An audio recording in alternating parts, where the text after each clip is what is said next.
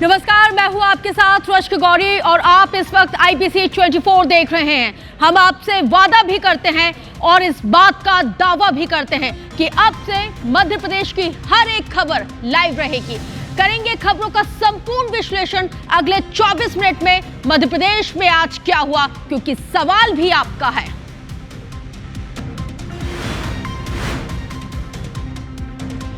PCC ने संगठन सृजन के लिए बड़े नेताओं को मैदान में उतारा। मध्य प्रदेश कांग्रेस के बड़े नेता बनाए गए पीसीसी ऑब्जर्वर। नेता प्रतिपक्ष उमंग सिंघार, उपनेता प्रतिपक्ष हेमंत कटारे, कांतिलाल भूरिया को दी गई जिम्मेदारी। इंदौर में राजा और सोनम का आखिरी सीसीटीवी फुटेज आया सामने। होटल के अंदर दिखाई दिए सोनम और राजा। शिलांग पुलिस मर्डर मिस्ट्री की कड़ियों को जोड़ने में जुटी हुई है। परिवार ने की सीबीआई जांच की मांग। कैलाश विजयवर्गीय ने लगाई नेताओं की क्लास। छोटे कपड़ों से छोटा भाषण की तुलना। कहा, कम कपड़े वाली लड़की अच्छी नहीं लगती, वैसे ही छोटे भाषण वाले नेता अच्छे नहीं लगते। ग्वालियर में खून बेचने वाले रैकेट का हुआ भांडाफोड़। जय आरोग्य अस्पताल की ब्लड बैंक ने पकड़ा रैकेट का एक सदस्य, लिया हिरासत में। 1,500 से 2,000 रुपए में बेच रहे थे खून। विश्व पर्यावरण दिवस आज मध्य प्रदेश में। मुख्यमंत्री डॉक्टर मोहन यादव ने किया एक पेड़ मां के नाम अभियान का शुभारंभ। 1 करोड़ पौधारोपण का रखा गया टारगेट।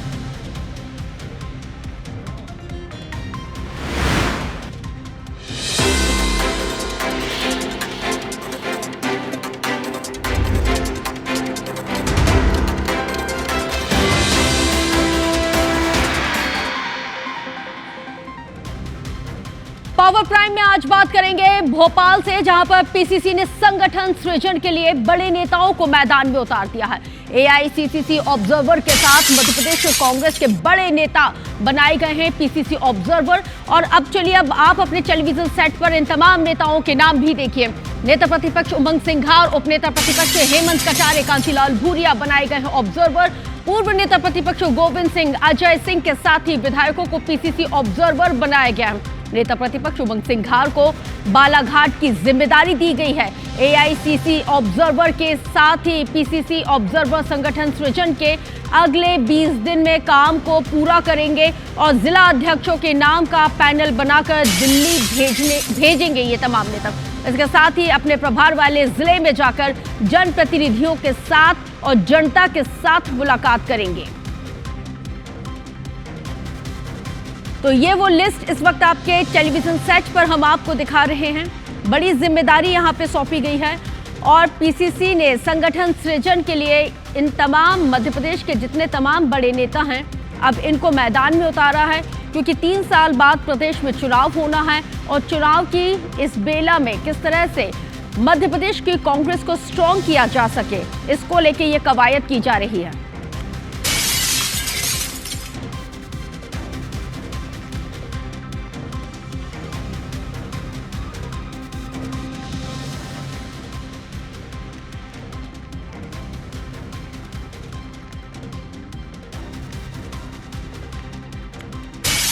ज्यादा जानकारी के साथ IBC 24 संवाददाता नवीन सिंह हमारे साथ लाइव जुड़ गए हैं, जिनके साथ चर्चा की शुरुआत। नवीन, बड़ी जिम्मेदारी के साथ बड़े नामों को मैदान में उतारा जा रहा है, क्या लगता है ये बड़े नाम बड़ी जिम्मेदारी को पूरा कर पाएंगे?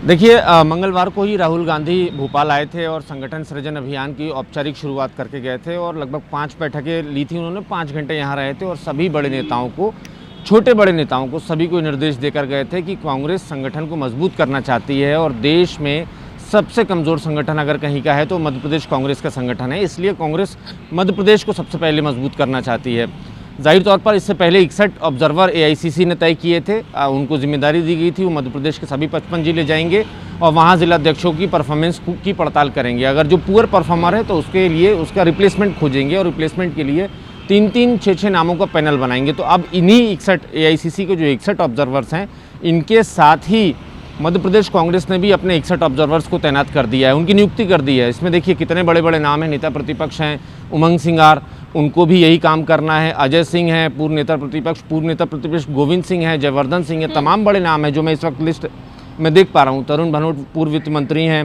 प्रियव्रत सिंह हैं, राजकुमार पटेल हैं, विक्रम सिंह नाती राजा, गोविंद सिंह, कमलेश्वर पटेल, सचिन यादव, इतने सारे बड़े नाम हैं मध्य प्रदेश कांग्रेस के। या ये कह सकते हैं कि मध्य प्रदेश कांग्रेस ने जीतू पटवारी, कमलनाथ, दिग्विजय सिंह को छोड़कर अपनी पूरी लीडरशिप को ही ये जिम्मेदारी दे दी है। तो एआईसीसी के 61 ऑब्जर्वर और एमपी कांग्रेस के 61 ऑब्जर्वर मिलकर अगले 3 महीने में हर जिले में जाकर अपनी पड़ताल करेंगे।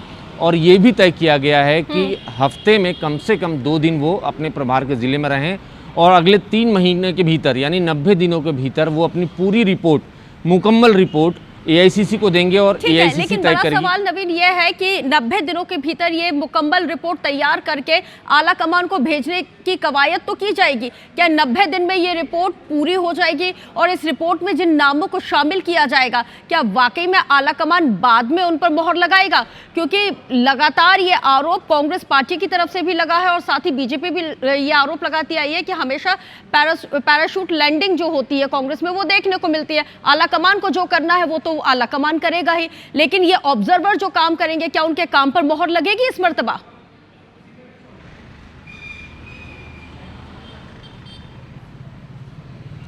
देखिए बिल्कुल, ऑब्जर्वर्स इसीलिए तैनात किए गए हैं और मध्य प्रदेश के बाहर के जो 61 ऑब्जर्वर्स हैं उनको इसीलिए यहाँ भेजा गया है कि कोई पैराशूट लैंडिंग वाली लाइन नहीं है। अभी चुनाव नहीं है, 3-3.5 साल बाद चुनाव है, अभी संगठन को मजबूती देनी है। तो जो एआईसीसी के ऑब्जर्वर हैं वो निष्पक्ष होंगे क्योंकि वो मध्य प्रदेश से नहीं है, तो वो लीड करेंगे। और ये जो 61 ऑब्जर्वर हैं ये मध्य प्रदेश के, ये भी उनके साथ काम करेंगे। इसमें राहुल गांधी ने सीधे तौर ये निर्देश दिया है कि जिस ऑब्जर्वर की नीयत पर सवाल खड़े होंगे उस ऑब्जर्वर के खिलाफ कार्रवाई होगी और इसकी सीधी मॉनिटरिंग राहुल गांधी करेंगे। यानी ये तय है कि बड़ी जिम्मेदारी के साथ वो लोग काम करेंगे, बड़ी जवाबदेही के साथ काम करेंगे और जवाबदेही कहीं और नहीं, उनकी पार्टी के लिए होगी और राहुल गांधी के लिए होगी।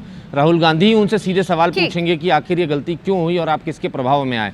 और सबसे खास बात कि जो 61 ऑब्जर्वर एआईसीसी के जो थे उनके सामने ये कहा गया है। तमाम जानकारी साझा करने के लिए। देखिए बड़ा सवाल तो यह है कि इससे पहले हमने प्रदेश प्रभारी दीपक बाबरिया का भी कार्यकाल देखा था क्योंकि वो भी स्टेट से बाहर के ही थे और इसके साथ ही ऑब्जर्वर बनाए गए थे हरीश रावत, हमने उनका भी कार्यकाल देखा था। हालांकि अब ये जो ऑब्जर्वर बाहर से जो यहाँ पे तैनात किए गए हैं उनका कार्यकाल कितना सटीक होता है, उनकी रिपोर्ट कितनी ऑथेंटिक होती है, ये आने वाला समय बताएगा। अब चलिए आगे बढ़ेंगे और बात करेंगे भोपाल से ही, जहां पर बकरीद के ठीक पहले कुर्बानी के बकरे पर अब बवाल होता नजर आ रहा है। मुस्लिम त्योहार कमेटी ने संस्कृति बचाओ मंच से यहाँ पे जिस तरह से जो बातचीत हुई है और मंच के संयोजक को दी है हिंदी अनुवादित कुरान, यानी कि जो कुरान शरीफ है उसका ट्रांसलेशन दिया गया है और उसमें कहा गया है कि कुरान देकर ये कहा है कि आप पहले इस कुरान शरीफ को पढ़ें, समझें कि आखिर इस्लाम में कुर्बानी के क्या महत्व है, क्या इसके मायने हैं। कुरान शरीफ से ज्ञान प्राप्त करिए, लोगों को ज्ञान बांटे। कुरान लेने के बाद बोले हैं चंद्रशेखर तिवारी, उन्होंने कहा है कि धर्म ग्रंथ किसी भी धर्म को हो का क्यों ना हो, हम उसका सम्मान करते हैं। संस्कृति बचाओ मंच ने नसीहत दी है और यह भी कहा है कि मुसलमानों को बकरीद पर मिट्टी के इको फ्रेंडली बकरे की कुर्बानी देनी चाहिए, ये नसीहत दी गई है। हालांकि बकरीद को लेके अब ये विवाद बढ़ता ही जा रहा है। देखने वाली बात यह है कि हर साल इस तरह के घटनाक्रम हमेशा ही देखते हैं, लेकिन जब जब त्योहार आते हैं किसी भी कास्ट एंड कम्युनिटी के, उस वक्त हमें हर तरह के विवाद तूल पकड़ते हुए नजर आते हैं।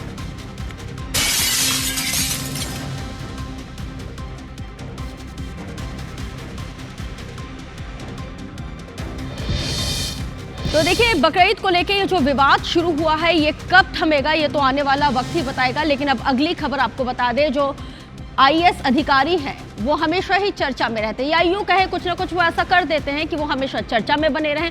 अपने बयानों सोशल मीडिया पर पोस्ट को लेके हमेशा सुर्खियों में रहने वाले आईएएस अधिकारी नियाज खान ने बकरीद से ठीक पहले सोशल मीडिया प्लेटफॉर्म एक्स पर 2 पोस्ट किए हैं। नियाज खान ने पहली पोस्ट में लिखा है कि ये धरती केवल मनुष्यों के लिए ही नहीं बल्कि पेड़ पौधे जीव जंतु इन सब का अधिकार है, इन सब की भी रक्षा होनी चाहिए।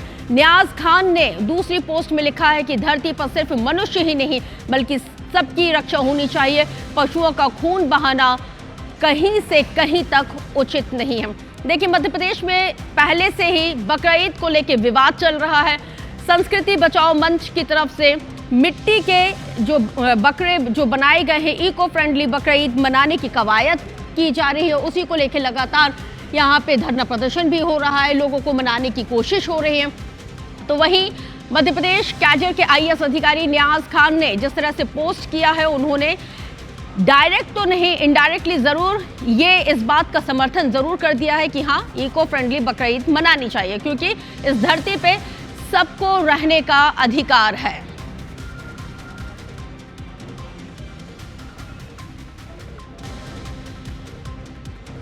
तो देखिए, मध्य प्रदेश में सिर्फ इको फ्रेंडली बातें ही नहीं की जा रही हैं, इधर अगर हम देखें तो खून से जुड़ी हुई कुछ चीजें भी निकल के सामने आई हैं और एक बहुत बड़े स्कैंडल और रैकेट का भी भांडाफोड़ हुआ है। वो क्या है, ग्वालियर से देखिए, खून बेचने वाले गिरोह का यहाँ पे भांडाफोड़ हुआ है। जय आरोग्य अस्पताल इससे पहले भी विवादों में बना रहा है और एक बार फिर से ये विवाद में आ गया है, क्योंकि यहाँ पर ब्लड बैंक ने पकड़ा है बहुत बड़ा स्कैंडल। रैकेट का एक सदस्य यहाँ पे हिरासत में लिया गया है, 1.5 से 2,000 रुपए में बेच रहे थे खून। बड़ी जानकारी इस वक्त आपके टेलीविजन सेट पर आपको बता रहे हैं। तो ग्वालियर से इस वक्त की बड़ी जानकारी, खून बेचने वाले गिरोह का भांडाफोड़ किया है। जय आरोग्य अस्पताल की ब्लड बैंक ने इस रैकेट का पर्दाफाश किया है। रैकेट के एक सदस्य को हिरासत में लेने में बड़ी सफलता हाथ लगी है। 1.5 से 2,000 रुपए में ब्लड को बेचा जा रहा था। ज्यादा जानकारी के साथ फोन लाइन पर आईबीसी 24 संवाददाता नासिर गौरी जुड़ गए हैं। नासिर, जय आरोग्य अस्पताल में एक और स्कैम होते हुए नजर आया है, पहले भी विवादों में था, एक बार फिर से विवाद। यहाँ पे खून बेचने वाले जो रैकेट का भांडाफोड़ हुआ है। क्योंकि जिस तरह से शिकायतें लगातार ब्लड बैंक में आ रही थी कि एक ही व्यक्ति कई बार खून बेच रहे हैं और वो भी पैसों की लालच में। तो आज जो लैब में काम करने वाले जो व्यक्ति थे, उन्होंने पहले देखा कि उसी व्यक्ति के कई बार हाथों में ड्रिप लगी हुई के निशान थे। उसके बाद उसको पकड़ा है और उसके बाद पुलिस को हवाले कर दिया है।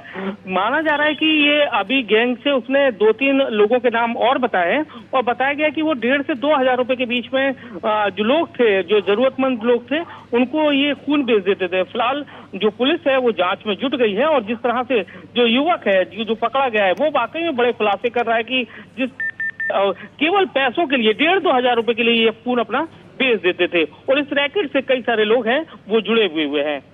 ठीक, बहुत शुक्रिया जानकारी साझा करने के लिए। पावर प्राइम में अब बात करेंगे गुनाह से, जहां पर लापता 3 नाबालिग बहनों को बरामद कर लिया गया है। नानी के घर से ये तीनों लड़कियां बरामद की गई हैं। 3 जून की शाम से ये लापता थी तीनों बहनें। कोतवाली थाना क्षेत्र का ये पूरा मामला इस वक्त हम आपको बता रहे हैं, बड़ी जानकारी आपको बता रहे हैं, जहां पर गुना में 3 नाबालिग बहनें यहां पे बरामद की गई हैं। नानी के घर से ये तीनों लड़कियों को बरामद किया गया है। तो 3 जून शाम से लापता थी ये तीनों बहनें, जिनको उनकी नानी के घर से बरामद कर लिया गया है। नीरज योगी ज्यादा जानकारी के साथ फोन लाइन पर जुड़ गए। नीरज, कब ये तीनों बच्चियां अपनी नानी के घर से मिली और क्यों चली गई थी नानी के घर?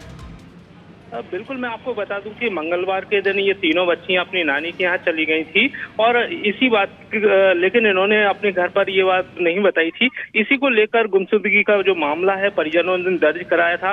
इसके बाद कोतवाली पुलिस की जो टीम है वो लगातार इनकी जांच कर रही थी और इस मामले में जांच करने के बाद उन्हें क्लू मिला कि ये जो बच्चियां हैं वो नानी के यहाँ गई हुई हैं।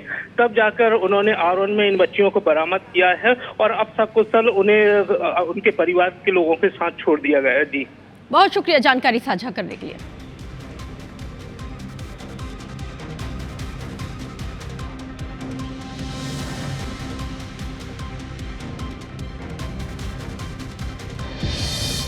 बात इंदौर से, जहां पर इंदौर में मंत्री कैलाश विजयवर्गीय एक अलग अंदाज में नेताओं और अधिकारियों की क्लास लगाते हुए नजर आए हैं।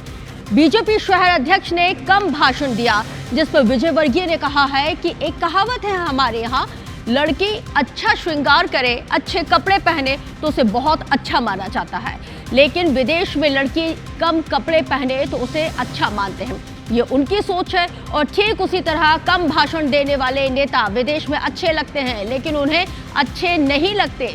इसके साथ ही कैलाश विजयवर्गीय ने आके कहा है कि वो ये मानते हैं कि महिला देवी का स्वरूप है, खूब अच्छे कपड़े पहने, उन्हें तो कम कपड़े वाली अच्छी नहीं लगती। कई बार युवतियां फोटो खिंचाने आती हैं तो वो मैं बोल देता हूं कि अच्छे कपड़े पहना करो। पर विदेश में जो कम कपड़े पहनती है ना उसको अच्छा मानते हैं, उनकी सोच है। तो ऐसा कहते हैं कि भाई कम कपड़े पहनने वाली लड़की जिस प्रकार सुंदर होती उसी प्रकार कम भाषण देने वाला नेता भी बहुत बढ़िया होता है। ऐसी एक कहावत है विदेश में। अपने मैं इसका पालन नहीं करता हूँ, मैं तो इसको नहीं मानता हूँ। मैं तो ये मानता हूँ कि हमारे यहाँ महिला देवी का स्वरूप है, खूब अच्छे कपड़े पहने। मेरे को तो कम कपड़े वाली अच्छी नहीं लगती है। हाँ, मेरे से कई बार सेल्फी खिंचाने आती है बच्चियाँ, तो मैं कहता बेटा अच्छे कपड़े पहन के ना बेचारा मेरे साथ, मैं मना कर देता हूँ। तो देखिए, राजा रघुवंशी और सोनम रघुवंशी के मामले में अब परिवार सीबीआई जांच की मांग कर रहा है।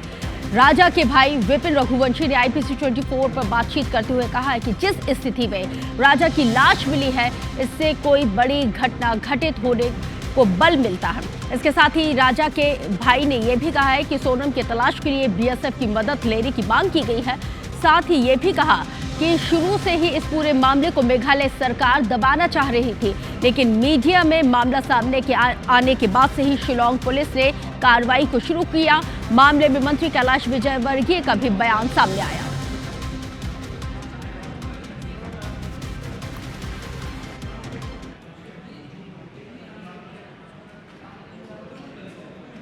राजा रघुवंशी का शव मिलने के बाद अब परिवार जो इस पूरे मामले में सीबीआई जांच की मांग कर रहा है। और सीबीआई जांच की मांग इसलिए की जा रही है क्योंकि कई परिस्थितियां और कई ऐसे संदेहास्पद वहां पर मामले सामने आए हैं जिससे कि परिवार को शंका है कि राजा के साथ कुछ न कुछ गलत हुआ है और उसकी हत्या जो है वो की गई। हालांकि ये बात वहाँ की पुलिस भी मान रही है। हमारे साथ विपिन मौजूद हैं जो कि राजा को खोजने के लिए शिलांग में मौजूद थे, पूरे समय ये शिलांग में रहे और शिलांग में ही इन्होंने सारी परिस्थितियाँ देखी और उन्हीं से हम जानेंगे कि इसमें सीबीआई जाँच क्यों कराना आवश्यक है। विपिन, आप शिलांग में रहे थे लेकिन इस पूरे मामले में सीबीआई जांच की मांग की आवश्यकता क्यों पड़ रही है? मैं सीबीआई मांग इसलिए कर रहा हूं क्योंकि वहाँ की मेघालय सरकार की तरफ से जो वहाँ पे चल रहा है वो हम लोगों ने वहाँ पे महसूस खोजने किया है।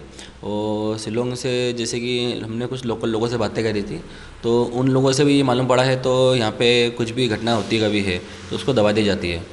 इसलिए हम लोग चाह रहे हैं तो वहाँ पे सीबीआई जब जांच करेगी कभी तो उसमें वहाँ की लोकल पुलिस जो है उसमें इन्वॉल्व नहीं रहेगी। अब आप लोगों का आगे क्या रणनीति रहने वाली है? सोनम की तलाश भी फिलहाल जारी है और अभी सोनम की तलाश जारी है, मगर वहाँ पे मौसम के द्वारा जो देखा जा रहा है तो वहाँ पे पुलिस जो है पुलिस वहाँ पे काम उतनी देर करती है जितनी मौसम साफ रहता है। और इसमें कोई अच्छी टीम जैसे BSF या कोई जाति का भी वहाँ पे है तो सोनम को भी ढूंढने में आसानी रहेगी क्योंकि वहाँ पे अभी NDRF टीम जो लगी हुई है वो टीम भी मेहनत पूरी कर रही है। और हम चाह रहे हैं इसमें जैसे कि NDRF टीम के अलावा BSF जाए वहाँ पे कभी तो वहाँ के जो नीचे के जो लोकल एरिया जो है उसको छानबीन करी जाए और राजा को इंसाफ दिलाने के लिए सीबीआई ही इसमें जो है सीबीआई जाएगी कभी तो राजा को इंसाफ मिलेगा इसके अंदर, हम लोग ही चाहते हैं। तो राजा रघुवंशी की मौत के मामले में अब परिवार जो सीबीआई जांच की मांग कर रहा है और वहीं सोनम की तलाश जो है वो अभी भी वहां पर की जा रही है। हालांकि अब सवाल कई खड़े हो रहे हैं और वो सवाल यह है कि मेघालय सरकार इस तरह के मामलों पर निष्पक्ष जांच करने के बजाय उन्हें दबाना क्यों चाहती है। कैमरा पर्सन संतोष जटवन के साथ अंशुल मुकाती, IBC 24 इंदौर। सरकार कर रही है, यदि हमें इसमें ऐसा लगेगा सीबीआई की जांच की आवश्यकता है तो जरूर सीबीआई की जांच के लिए भेजेंगे। गृह मंत्रालय ने भी वहाँ के मुख्यमंत्री से बात की है, उन्होंने एक स्पेशल टीम बनाई है और NDRF की टीम भी वहाँ पर लगी हुई है, आसाम से भी एक टीम लगी हुई है।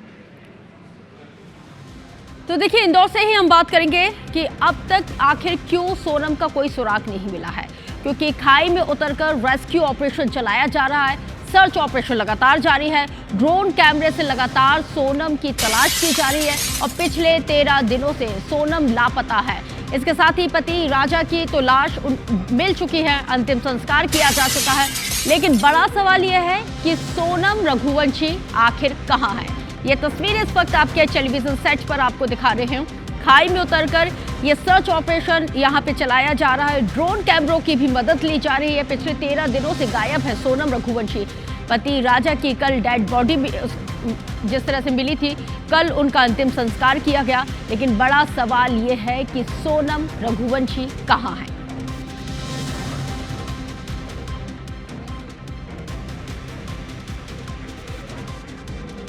तो चलिए इसी खबर के साथ मैं रश्क गौरी आपसे लेती हूँ इजाजत। लेकिन पावर प्राइम में खबरों का सिलसिला नॉन स्टॉप जारी है, क्योंकि सवाल आपका है। ब्रेक के बाद आ रही है मेरी सहयोगी रचना नितेश हमर बानी हमर गोठ लेके।